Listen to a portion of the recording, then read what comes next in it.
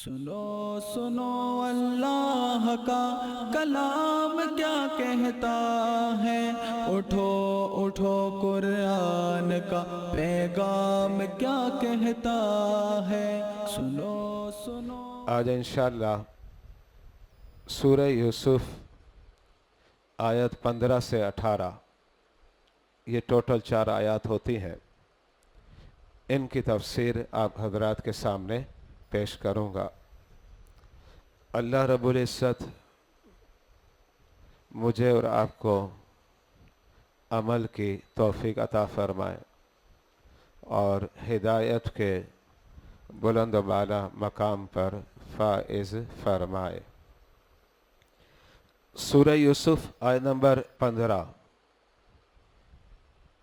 Screen پر وہ آیت کریمہ آپ کے سامنے ہے۔ خالق کائنات نے ارشاد فرمایا فَلَمَّا ذَهَبُوا بِهِ وَأَجْمَعُوا أَن يَجْعَلُوهُ فِي غَيَابَتِ الْجُبِّ وَأَوْحَيْنَا إِلَيْهِ لَتُنَبِّئَنَّهُم بِأَمْرِهِمْ هَذَا وَهُمْ لَا يَشْعُرُونَ۔ سورہ یوسف آیت نمبر 15 کا تفسیری ترجمہ۔ پھر جب بہت زیادہ اصرار کر کے برادران اپنے بھائی یوسف علیہ السلام کو اپنے ساتھ لے گئے اور سب بھائیوں کی رائے یہی ٹھہری کہ ڈال دے یوسف کو کسی گہرے کنویں کی تاریک تہ میں، عین اس وقت ہم نے یوسف علیہ السلام کی طرف وحی بھیجی، گھبراؤ نہیں کہ تم ضرور انہیں ان کی حرکت یاد دلاؤ گے اور اس وقت وہ جانتے نہ ہوں گے۔ برادران اسلام، سورہ یوسف کی آیت نمبر 15 کہ میں نے علیحدہ علیحدہ 3 حصے کیے ہیں، ہر حصے پر الگ الگ آپ کے سامنے گفتگو کروں گا اور اسکرین پر وہ کلمات آپ ملاحظہ بھی کر سکتے ہیں۔ حضرت سیدنا یعقوب علیہ السلام کی بارگاہ میں 10 برادران حاضر ہو جاتے ہیں، عرض کرتے کہ ہم یوسف علیہ السلام کو ساتھ لے جانا چاہتے ہیں۔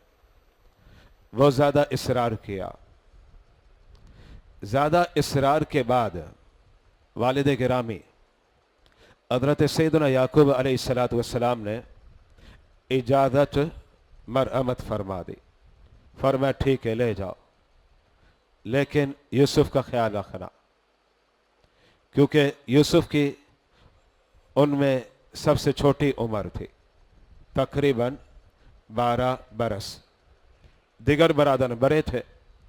تو یعقوب علیہ السلام نے فرمایا کہ میرے اس لخت جگر اور نور چشم کا خیال تم نے رکھنا ہے۔ جب یہ جانے لگے تو حضرت یعقوب علیہ السلام نے اپنے لخت جگر حضرت یوسف علیہ السلام کے گلے میں ایک تعویذ ڈالا، جس کے بارے میں چند باتیں میں نے گزشتہ اتوار درس قرآن میں آپ حضرات کے سامنے پیش کی تھی۔ یہ وہی تعویذ ہے جو حضرت ابراہیم علیہ السلام کو پہنایا گیا تھا۔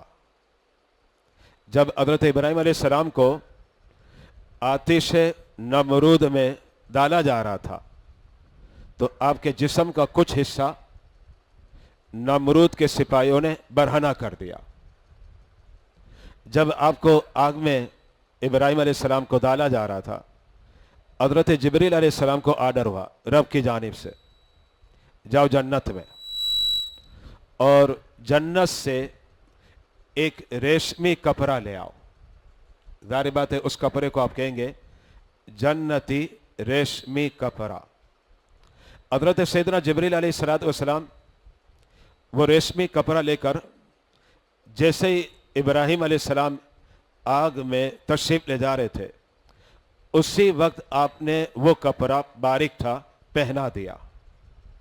اس کا مطلب ہے کہ آگ میں جب آپ رہے تو وہ کپڑا آپ نے اپنے تن پر پہنا ہوا تھا. اب یہ جنتی ریشمی کپڑا ہے. یہاں آپ کے ذہنوں میں ایک سوال آئے گا, میں اس سوال کا جواب دینا چاہتا ہوں. سوال یہ آئے گا, مرد پر ریشمی کپڑا پہننا جائز ہی نہیں ہے. مرد پر سونا بھی حرام ہے, ریشمی کپڑا بھی حرام ہے, چاندی کی بھی ایک مقدار ہے, اس مقدار تک تو جائز ہے, اس کے آگے جائز نہیں ہے, اس کی باقاعدہ تفصیل ہے. تو اب ریشمی لباس عورت پر تو جائز ہے, مرد پر جائز نہیں ہے.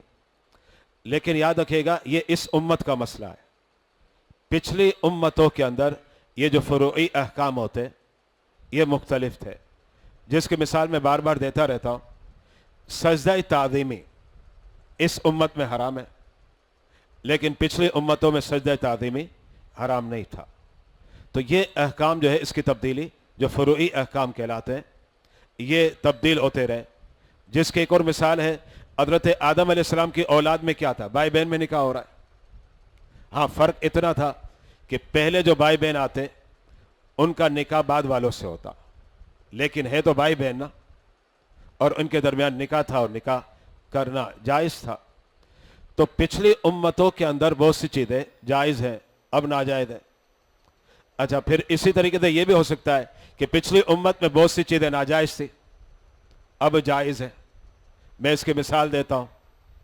مال غنیمت, جب مسلم اور غیر مسلم کے درمیان جہاد ہو اور مسلمانوں کے ہاتھ میں جو غیر مسلم کا مال آتا ہے یہ مال غنیمت کہلاتا ہے. اب بنی اسرائیل پر یہ جائز نہیں تھا, پچھلی کسی امت پر جائز نہیں, لیکن اس امت پر یہ جائز ہے مال غنیمت. تو ایسے بہت سے احکام ملیں گے کہ جو پچھلی امت میں جائز تھے ابھی ناجائز ہیں, یا ابھی جو ہے نا جائز ہیں اور پچھلی امت میں ناجائز تھے. یہاں سے واضح ہو رہا ہے کہ ایسا لگتا ہے کہ ابراہیم علیہ السلام کے دین میں ریشم کا استعمال کرنا مرد کے لیے وہ جائز تھا. پھر وہ ریشم بھی جنت کا تھا نا, جنتی ریشمی تھا. حضرت ابراہیم علیہ السلام کو وہ باریک جو کپڑا ریشم کا تھا وہ آپ کے تن پر ڈالا گیا تھا, اور اسی حالت میں اب آگ میں رہے. اور جب آپ آگ سے نکلے تو وہ کپڑا بالکل صحیح و سالم تھا, جلا نہیں تھا. جیسے آپ کا تن نہیں جلا تھا ویسے ہی آپ کا جو لباس ہے وہ بھی نہیں جلا. اب خیر و عافیت کے ساتھ اپنے لباس کے ساتھ باہر آئے. اب وہ جو کپڑا تھا بطور قمیص تھا, وہ کپڑا حضرت ابراہیم علیہ السلام سے آیا حضرت اسحاق علیہ السلام کے پاس. اسحاق علیہ السلام حضرت ابراہیم علیہ السلام کے بیٹے ہیں.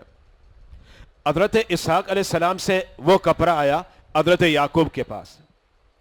حضرت یعقوب نے کیا کیا, وہ جو کپڑا تھا نا اس کا بنایا تعویذ. اب آج کل کی طرح تعویذ نہیں, آج کل تعویذ اتنا چھوٹا ہوتا ہے. اس کا مطلب وہ ایک بڑا کپڑا تھا, اس کا تعویذ بنایا جائے تو وہ بڑا ہوگا, چھوٹی سائز نہیں ہوگی. اس کو آپ لپیٹے سمیٹے پھر بھی ایک گٹھری نما بن جائے گا نا. تو ایسا تعویذ تھا. آپ کے ذہنوں میں آئے گا اتنا بڑا بھی کوئی تعویذ ہوتا ہے, ہم تو گلے کے اندر چھوٹے چھوٹے تعویذ پہنتے ہیں. تو پھر میں آپ کو یہ کہوں گا کہ جتنا باریک کپڑا آج آپ پہنتے ہیں نا اتنا باریک کپڑا پہلے نہیں تھا. ہمارے گھر میں یہ کہتے ہیں نا دھر کی لحاف ہوتا ہے, یہ لحاف نما جو ہے نا یہ کپڑے ہوا کرتے تھے, یعنی اتنے موٹے موٹے ہوتے تھے اور لوگ پہنتے تھے. ظاہر بات ہے یہ تو ترقی ہو گئی ہے, پھر کپڑا پتلا ہوا ہے. تو جیسے پہلے کپڑے موٹے ہوتے تو تعویذ بھی موٹے ہوا کرتے تھے.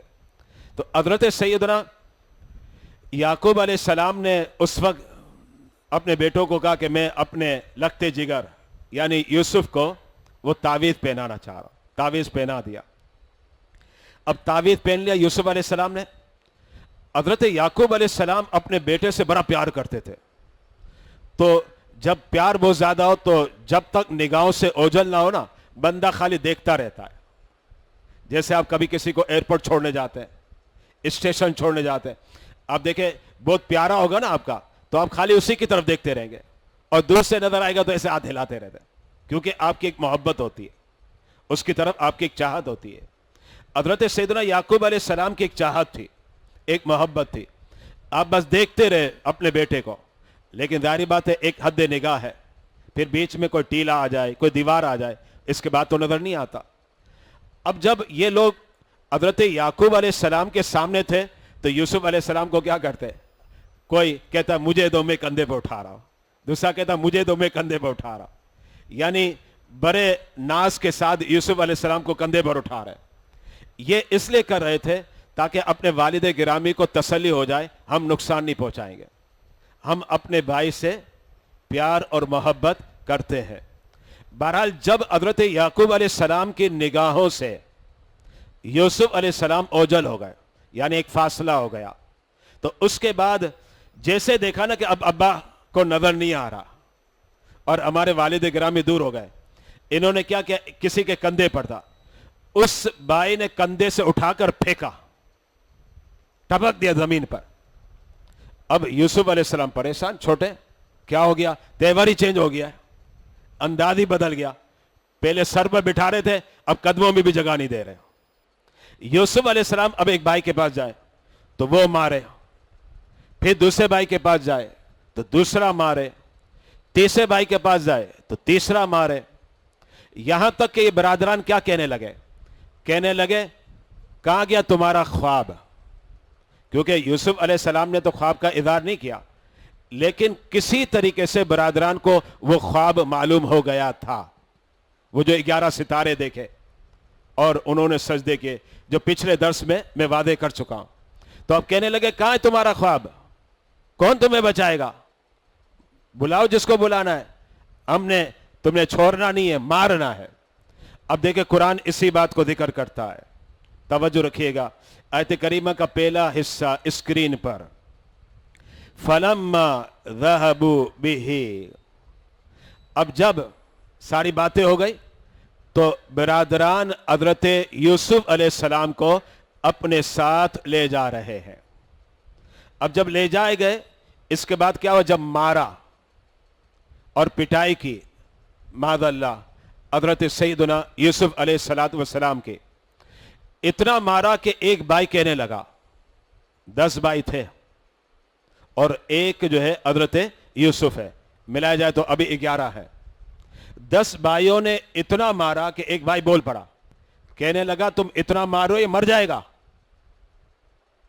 اور وہ ساتھ میں یہ کہنے لگا کہ ہمارے درمیان جو مشاورت ہوئی تھی, جو اجلاس ہوا تھا, اس میں یہ طے ہوا تھا کہ ہم ماریں گے نہیں.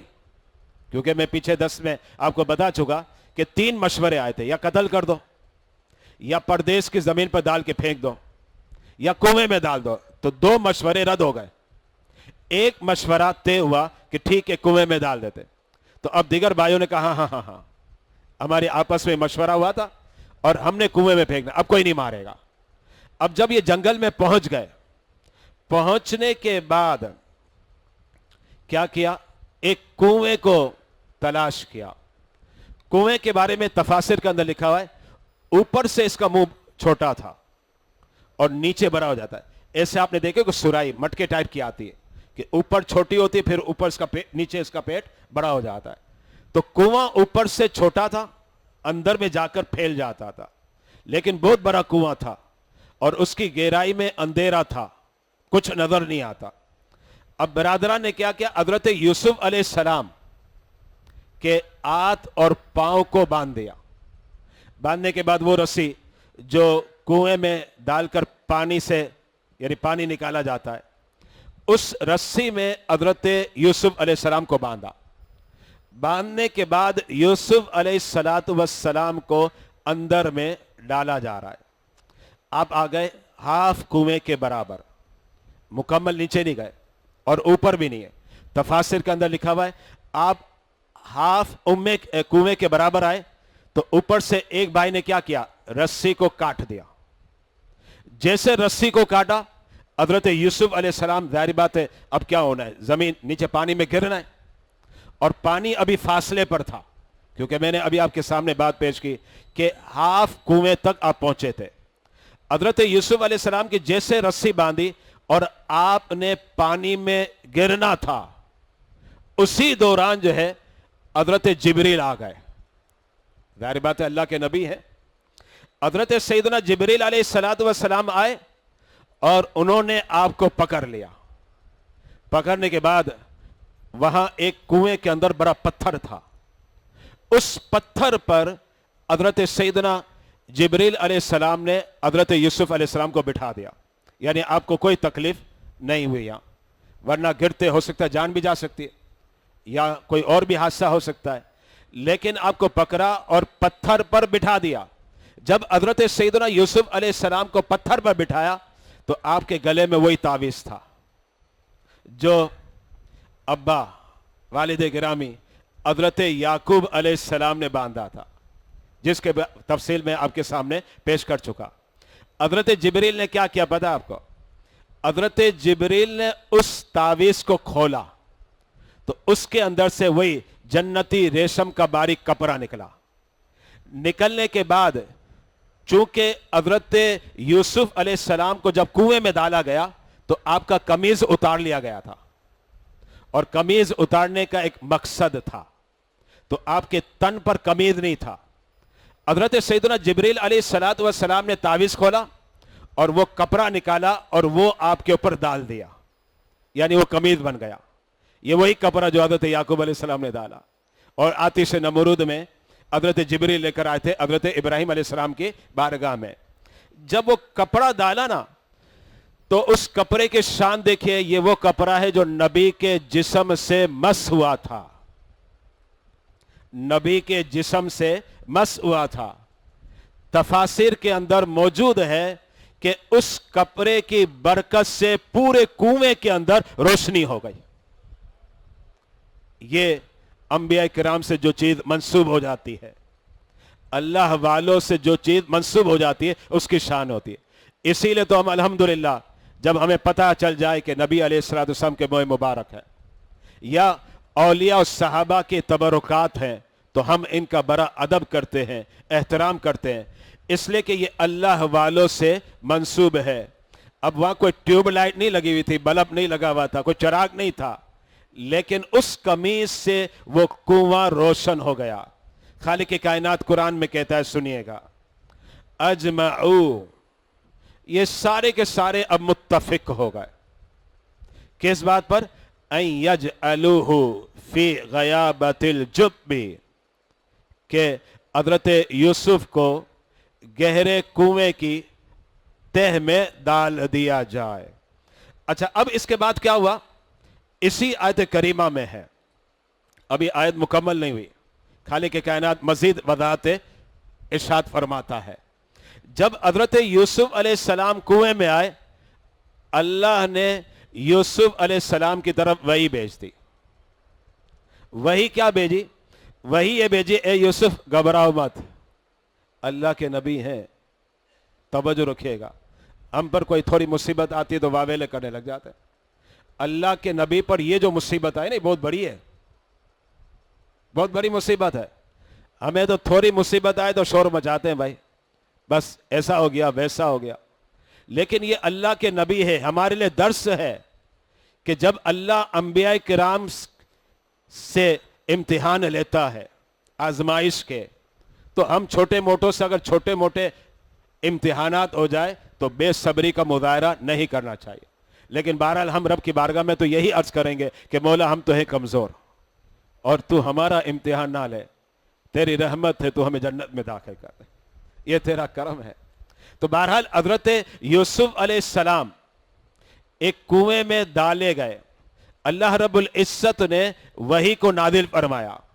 वही नादिल फरमाए तो साथ में फरमाया, ए यूसुफ आप घबराए ना, जिन्होंने आपको हसद की वजह से, जलस की वजह से कुएं में डाला है ना, एक वक्त आएगा ये आपके सामने जो है ना अपने सर को झुका के खड़े होंगे। रब ने पहले बतला दिया, जो फ्यूचर में होगा इसका तस्करा है। रब ने बताया ये सर झुकाकर खड़े होंगे और उस वक्त ये तुम्हारे सामने शर्मिंदा होंगे और वक्ती तौर पर उन्हें ये पता भी नहीं होगा कि यही हमारा भाई यूसुफ है। और यही हुआ। अगर आप मुकम्मल वाकया पढ़ें, और तफसील तो जाहिर बात है वक्तन फवक्तन दर्स कुरान में आती रहेगी। ये मामला जो अल्लाह ने बशारत दी ना हजरत यूसुफ अलैहिस्सलाम को कि ये सब जो ना तुम्हारे जेर फरमान होंगे, मुती और फरमान बरदार होंगे, सर को झुका देंगे, जनाब जो आप कहें ये कहेंगे आपके भाई आपको। ये हुआ कब पता आपको? 80 साल के बाद। 80 साल पहले रब ने बतला दिया। जरा गौर करें, यह निजाम कुदरत है।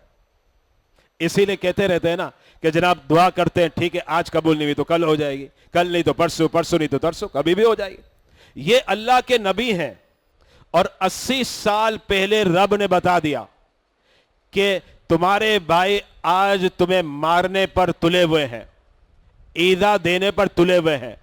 एक वक्त आएगा ये अपने सर को झुकाकर तुम्हारे सामने अदब और एहतराम के खड़े होंगे और पहले तो इन्हें यह पता भी नहीं चलेगा कि यही मेरा भाई यूसुफ है।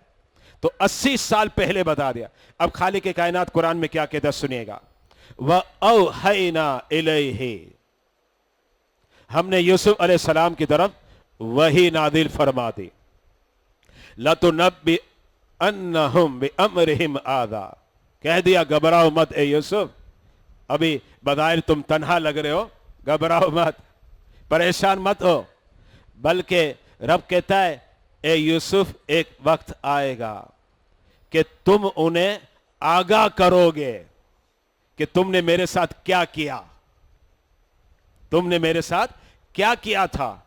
और उस वक्त जो है ना ए यूसुफ जब आप कहोगे ना तो वहुम ला यशउरून, उन्हें वक्ती तौर पर यह पता भी नहीं होगा यही हमारा भाई यूसुफ है, ये उन्हें पता भी नहीं हो। फिर बाद में पता चलेगा कि ये तो हमारा भाई है, क्योंकि यूसुफ अलैहिस्सलाम की बारगाह में जब ये 80 साल के बाद हाजिर होंगे तो यूसुफ अलैहिस्सलाम इन्हें यह कहेंगे तुमने अपने भाई यूसुफ के साथ क्या किया था। तो बरादरान जो है ना बगले झांकने लग जाएंगे, इन्हें कैसे पता चल गया बादशाह वक्त को।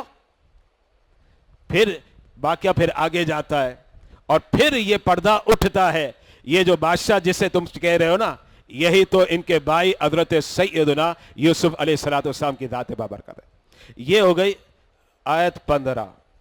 अब है सूरह यूसुफ आयत नंबर 16।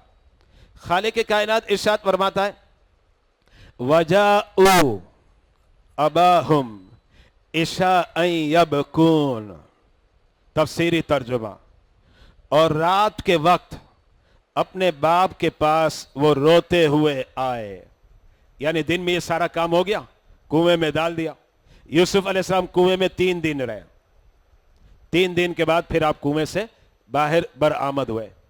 अब 3 दिन एक आदमी कुएं के अंदर रह रहा है, और मैंने तफासिल में पढ़ा कि 3 दिन हजरत यूसुफ अलैहिस्सलाम जब कुएं में रहे ना तो अल्लाह ने फरिश्तों की ड्यूटियां लगा दी कि मेरे नबी की बारगाह में जाते रहो और मेरा जिक्र करो, मेरा नबी भी जिक्र करे, तुम भी जिक्र करो। तो 3 दिन तक कुएं के अंदर हजरत सैयदना यूसुफ अलैहिस्सलाम अल्लाह का जिक्र करते रहे। लेकिन जिस दिन कुएं में डाला, ये तो दिन का उजाला था, वो बरादरान इंतजार करने लगे कि कब शाम और रात का वक्त हो, हम अपने अब्बा के पास जाएं, क्योंकि अब थोड़ा इन्हें करना था जिसको हम अपने लफ्जों में कहते हैं ड्रामेबाजी, यानी हीला साजी। अब इन्हें यह करना था। तो अब ये बरादरान जो है ना हजरत याकूब अलैहिस्सलाम के पास आते हैं अपने घर। अभी घर में दाखिल हुए, थोड़े फासले पर रोना, चीखना, चिल्लाना, हाय हाय, शोर शराबा शुरू कर दिया। जब ये शोर शराबा शुरू किया तो वो आवाज याकूब अलैहिस्सलाम को पहुंची।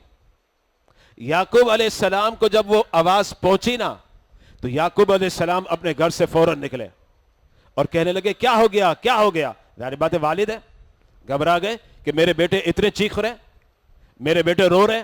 लेकिन याद रखेगा ये वो वाले आंसू नहीं थे सच्चे, जिसको हमारे यहां कहते मगरमच्छ के आंसू। ये बात ध्यान में रखेगा। इसलिए ये जरूरी नहीं कि हर रोने वाला जो है ना सच्चा हो, कभी कभी रोने में भी कोई हीला सादी होती है जिसको कहते हैं ड्रामा बाजी। ये बात ध्यान में रखेगा। तो ये बरादरान जो बाकायदा रो रहे थे, अश्क निकल रहे थे उनके और चीख रहे थे, ये हो गया, वो हो गया, हाय हाय हाय, अफसोस कर रहे थे, वावेला कर रहे थे। हजरत सैयदना याकूब अलैहिस्सलाम बाहर आए, کہنے لگے کیا ہو گیا بیٹو, کیا ہو گیا ہے, ٹھیک تو ہونا, صحیح تو ہونا. تو اب وہ برادران جو ہے نا بس جواب نہیں دے رہے. اور یعقوب علیہ السلام بار بار پوچھتے, لیکن اب یعقوب علیہ السلام جب دیکھ رہے تھے سارے بیٹے نظر آ رہے ہیں, ایک بیٹا نظر نہیں آیا, اور وہ یوسف ہے. تو یعقوب علیہ السلام پہلے تو یہ پوچھتے رہے کیا ہو گیا, لیکن جب انہیں یوسف نظر نہیں آئے تو فوراً کہنے لگے میرے بیٹو یوسف کہاں گیا. اب قرآن اسے ذکر کیا کرتا ہے, اور رات کے وقت اپنے باپ کے پاس وہ روتے ہوئے آئے. اب آئے سورہ یوسف آیت نمبر 17, کیونکہ جب حضرت یعقوب علیہ السلام نے پوچھا نا کہ میرا بیٹا یوسف کہاں ہے, اب جواب تو دینا ہے نا. یہ تو پہلے سے جس کو کہتے ہیں نا مائنڈ بنا کر آئے ہوئے تھے, اب نے اس طریقے سے جواب دینا ہے. اب قرآن کیا کہتا ہے, سورہ یوسف آیت نمبر 17, قالوا یا ابانا انا ذهبنا نستبق وتركنا يوسف عند متاعنا فأكله الذئب وما أنت بمؤمن لنا ولو كنا صادقين. برادران بولے اے ہمارے والد, ہم دور کرتے نکل گئے اور یوسف علیہ السلام کو اپنے سامان کے پاس چھوڑا, تو اتنے میں بیریا آ کر اسے کھا گیا, اور آپ کسی طرح ہمارا یقین نہ کریں گے اگرچہ ہم سچے ہوں. یعنی اس کا مطلب کیا ہوا, مطلب یہ ہوا کہ اب وہ جواب دینے لگے. جواب دیتے ابا حضور ہم ریس لگا رہے تھے, ریس لگاتے ہم دور چلے گئے, اور یوسف علیہ السلام کو اپنے سامان کے پاس بٹھا دیا کہ بھائی آپ خیال رکھو ہم ریس لگا رہے, اور ہم دور نکل گئے. اب جب ہم دور نکلے تو ہم نے کیا کیا کہ ریس لگاتے آگے بڑھے, اور پھر جب ہم اپنے سامان کے پاس آئے تو پتا چلا بیریے نے ہمارے بھائی کو کھا لیا. یہ کہنے لگے, جبکہ معاملہ تو کچھ اور تھا. لیکن برادران کیا کہتے ہیں ابا حضور کو, والد گرامی حضرت یعقوب علیہ السلام کو, کہ بھائی کو بیریا کھا گیا. اور پھر ساتھ میں وہ یہ کہنے بھی لگے کہ ابا آپ ہو سکتا ہے ہماری بات کا یقین نہ کریں, کیونکہ آپ کے دل میں تو بڑی محبت ہے نا یوسف کی. اور جب یہ جا رہے تھے تو پچھلے درس قرآن میں نے آپ کو بتایا بھی تھا کہ ابا نے کہا تھا کہیں ایسا نہ ہو تم کہو کہ بیریا کھا گیا. یہ بھی آیت کریمہ میں پچھلے درس قرآن میں. تو جو ابا نے کہا بیٹوں نے وہی کہا, ابا بیریا آیا تھا اور بیریا جو ہے نا ہمارے بھائی کو کھا گیا, یوسف کو. اور پھر ساتھ میں کیا کہنے لگے وما انت بمؤمن, ہاں ہمیں پتا ہے کہ آپ ہمارا یقین نہیں کریں گے. یہ بھی بھائیوں نے کہہ دیا. یہاں میں ایک بات بتانا چاہ رہا ہوں, ذرا توجہ رکھیے گا. اسکرین پر قرآنی ان الفاظ کو آپ دیکھیں, وما انت بمؤمن لنا, آپ ہمارا یقین نہیں کریں گے. میں ترجمہ کیا کر رہا ہوں, یقین. یہ ترجمہ میں کر رہا ہوں مؤمن کا.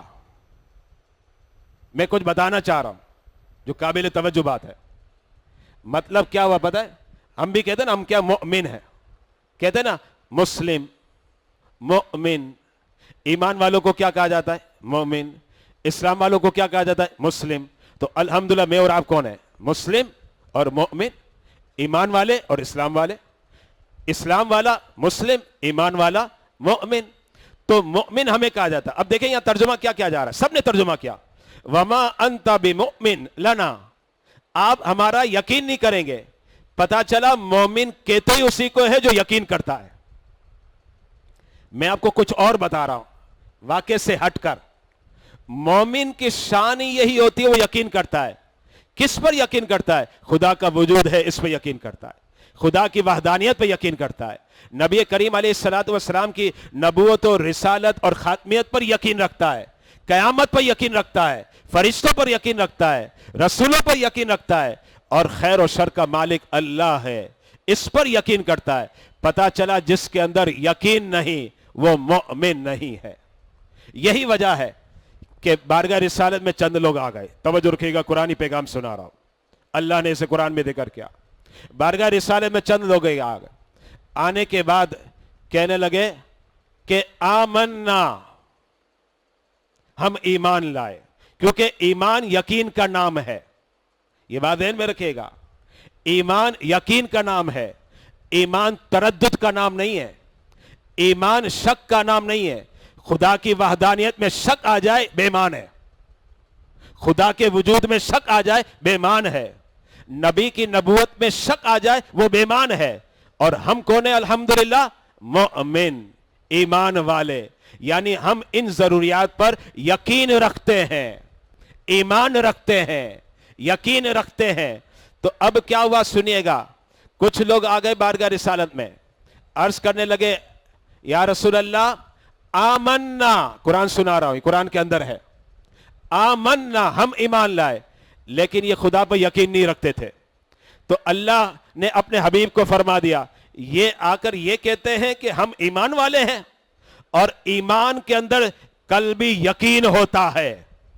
آمنا, تو اے حبیب کل آپ فرما دے, لم تؤمنو, تم ایمان والے نہیں ہو اس لیے کہ تمہارے دلوں میں یقین نہیں ہے. یہاں بات واضح ہو گئی کہ اگر تردد آ جائے, شک آ جائے, وہ ایمان والا نہیں ہے بلکہ بے ایمان ہے. اس لیے ہمیں جو رب کی بارگاہ میں ایمان رکھنا ہے بالکل خالص یقین ہے, آنکھیں بند ہے, بس ختم. آمنا و صدقنا, ہم ایمان لائے اور ہم تصدیق کرتے ہیں.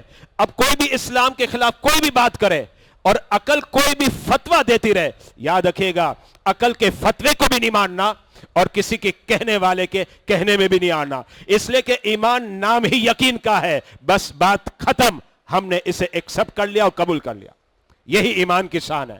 تو اب اگر کوئی سوشل میڈیا پر آ کر ایمان کے خلاف زیر اگلتا ہے, لبرلزم کی تشہیر کرنے لگ جاتا ہے اور اسلام کے بارے میں شکوک اور شبہات پیدا کرنے کی کوشش کرتا ہے, یاد رکھیے گا وہ شیطان, یہ شیطان ہے.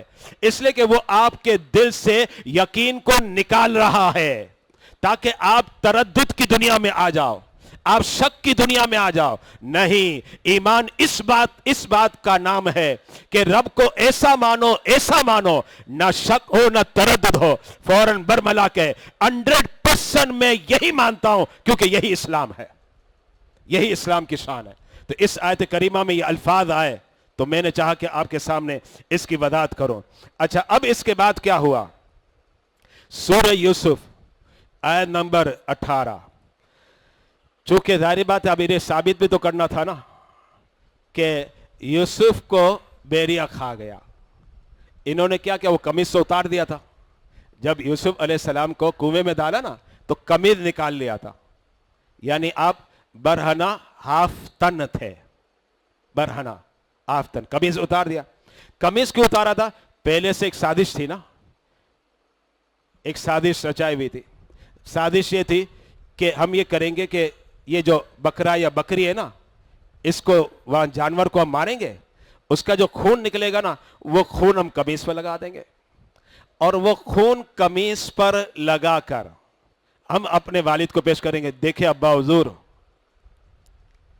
دیکھیں یہ قمیض ہے, دیکھیں خون لگا ہوا ہے. اب وہ یہ ثابت کرنا چاہ رہے تھے کہ یہ جو خون ہے نا یہ حضرت یوسف کا ہے, لیکن خون کس کا تھا؟ یا تو بکرے کا تھا یا بکری کا تھا. وہ خون انہوں نے قمیص پر لگایا اور قمیض لے کر آئے. حضرت حضرت یعقوب علیہ السلام نے کیا کیا؟ کہا اچھا دکھاؤ قمیص. قمیض آ گیا. یعقوب علیہ السلام اب اس قمیص کو اپنے منہ پر لگا رہے ہیں کیونکہ آپ اپنے بیٹے سے بڑا پیار کرتے تھے. یاد آ رہی تھی یہ قمیض ہے میرے بیٹے کا. ظاہر بات ہے جب چاہت ہوتی ہے تو پھر ایسی ہوتی ہے نا, محبت پھر ایسی ہوتی ہے کہ اس کی کوئی بھی چیز ہوتی ہے نا وہ بھی پھر دل پر لگتی ہے, بس اچھی ہے. یہ چاہت کی دلیل ہے جس کو کہتے ہیں عشق اور محبت کی دلیل ہے. تو اب حضرت سیدنا یعقوب علیہ السلام نے کہا کہاں ہے وہ قمیص؟ بیٹوں نے کہا ابا حضور یہ رہا قمیص, دیکھیں خون سے لت پت ہے, بیریے نے کھایا نا, یہ جو خون لگا ہوا ہے نا یہ ہمارے بھائی کا لگا ہوا ہے. رونا دھونا مگرمچھ کے آنسو, اسی انداز میں کہنے لگے یہ جو خون لگا ہوا ہے نا یہ ہمارے بھائی کا ہے. بیریے نے کھایا نا تو خون تو نکلا نا, تو قمیض جو ہے نا خون آلود ہو گیا, قمیض جو ہے خون سے تلویث ہو گیا. حضرت یعقوب علیہ السلام نے کہا قمیض دو مجھے, قمیض دو. قمیض لیا اور اپنے منہ پر لگایا, اور منہ پر لگاتے ہوئے ایک جملہ کہا, یہ جملہ نوٹ کیجئے گا. یعقوب علیہ السلام نے اپنے بیٹوں کو کہا یہ کیسا بحریہ ہے کہ یوسف کو تو کھا گیا لیکن اس کا قمیض کہیں سے پھٹا ہوا نہیں ہے. کوئی جانور اگر چیر پھاڑ کرے گا تو ظاہر بات ہے قمیض بھی تو پھٹے گا نا. یہ ان سے ہو گئی غلطی. کہتے ہیں نا کہ چور جتنی بھی چوری اور ہوشیاری کر لے کوئی نہ کوئی غلطی تو کر جاتا ہے نا. تو اب بیٹوں نے کہا ابا حضور دیکھو یہ یوسف کا خون ہے. اب اس زمانے میں تو وہ ٹیسٹ بھی نہیں ہو سکتا تھا نا. آج کل تو ٹیسٹ ہو جاتا ہے, پتہ چل جائے گا جناب یہ انسان کا ہے یا نہیں ہے. اب اس زمانے میں تو ٹیسٹ بھی نہیں ہوتا. اب جو کہا جائے گا مان لیا جائے گا, ہاں خون تو ہے. تو اب ماننا تھا کہ بھائی یوسف علیہ السلام کا خون ہے. در حقیقت یوسف علیہ السلام کا خون نہیں تھا. لیکن جب بحریہ حملہ کرے گا تو قمیص تو پھٹے گا, شلوار پھٹے گی. ظاہر بات آدمی اپنی جان چھڑاتا ہے, اس میں قمیص پھٹ جاتا. تو حضرت یعقوب علیہ السلام نے اس وقت ارشاد فرمایا کہ بیٹو یہ کیسا بھیڑیا ہوشیار تھا, بڑا سمجھدار بھیڑیا ہے کہ یوسف کو تو کھا گیا اور قمیض ہی نہیں پھٹا. یہ حضرت یعقوب علیہ السلام نے ارشاد فرمایا. لیکن ساتھ میں یعقوب علیہ السلام خاموش ہو گئے, بالکل خاموش ہو گئے. کیونکہ ظاہر بات ہے ابے نا نہیں مجھے بتاؤ, آپ خاموش, کیونکہ آپ اسرار الہی کو جانتے تھے. رب نے ایسا ہی سسٹم بنایا ہوا ہے, ایسے ہی ہوتے ہوتے آگے بڑھے گا واقعہ. رب نے آپ کو بتلا دیا. تو حضرت یعقوب علیہ السلام خاموش ہو گئے. اب یہ نہیں کہتے کہ چلو جنگل میں یوسف کو تلاش کرتے ہیں, بس چھوڑ دیا. کہا بس میں صبر کروں گا, اور جو تم نے میرے ساتھ کھیل کھیلا ہے نا اس میں صرف اللہ سے مدد چاہتا ہوں. یہ حضرت سیدنا یعقوب علیہ السلام نے کہا. اب پھر آیت کریمہ کی طرف آئے. خالق کائنات کیا کہتا ہے؟ وَجَاءُ عَلَى قَمِيصِهِ بِدَمٍ كَذِبٍ, کذب کا لفظ نین میں رکھیے گا, کذب. قَالَ بَلْ سَوَّلَتْ لَكُمْ أَنفُسُكُمْ أَمْرًا فَصَبْرٌ جَمِيلٌ وَاللَّهُ الْمُسْتَعَانُ عَلَى مَا تَصِفُونَ. اور وہ یوسف علیہ السلام کے قمیص پر جھوٹ موٹ کا خون لگا کر لے آئے. قرآن نے اسے ذکر کر دیا. وہ جو پیچھے لفظ ہے نا دیکھیں آیت کریمہ میں, بے دمن کذبن, دم کہتے خون کو, بلیڈ دم کہا جاتا عربی میں. اور کذب تو آپ سمجھتے ہیں اردو میں بھی استعمال ہوتا ہے, نہیں کہتے کذاب, جھوٹا, یعنی جھوٹ موٹ کا خون لگا کر لے آئے. یہ اللہ نے بتا دیا. اچھا اب اس کے بعد کیا ہوا؟